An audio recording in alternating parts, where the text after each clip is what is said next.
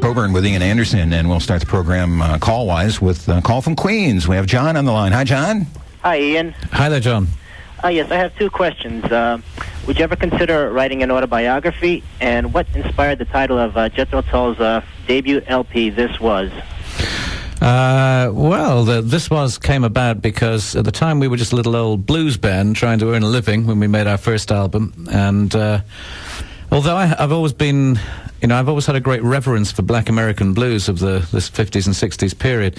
And I grew up listening as a teenager to Muddy Waters and Sonny Boy Williamson and all those people. I knew that I couldn't ever do anything other than badly imitate that music. So I never really set out with the idea of having a career as a third-rate blues singer. But we had to do something to get some work. So doing the blues thing got us started. And I had this feeling that by the time our second album came along, it wouldn't be just imitative of the blues style, that we would have developed into some other broader musical influences. So with amazing foresight and planning, I suggested to the other members of Jethro Tull we call this album This Was. This was Jethro Tull when they first began, but wasn't necessarily going to be Jethro Tull in terms of how we continued. And, it was quite a prophetic name because, of course, it does stand alone as an album where Jethro Tull was basically in its embryonic period just after we got the name and just after we started playing and learning I literally started to play the flute just at the time we began work on that record.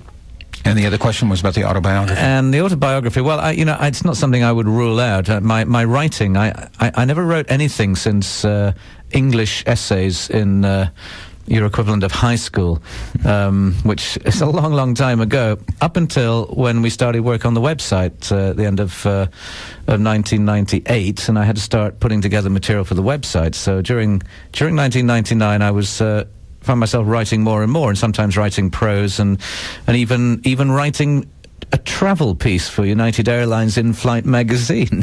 So, whilst I don't really fancy myself as a writer, from a career point of view, it does exist as a possibility. If I got really, really bored or became completely senile and couldn't remember any music anymore, then maybe I would have a go at doing the autobiography. But there again, I'd just rather dive in there and do a full-scale brilliant novel. A brilliant novel. There you go. Just start with that. Yeah. John, thank you for your questions. Funny how the internet has changed things. jtull.com, a website and an album title as well. So. Yeah, well, the website and the Jethro Tull album of last year, they began live together in the same week when we got together to start doing the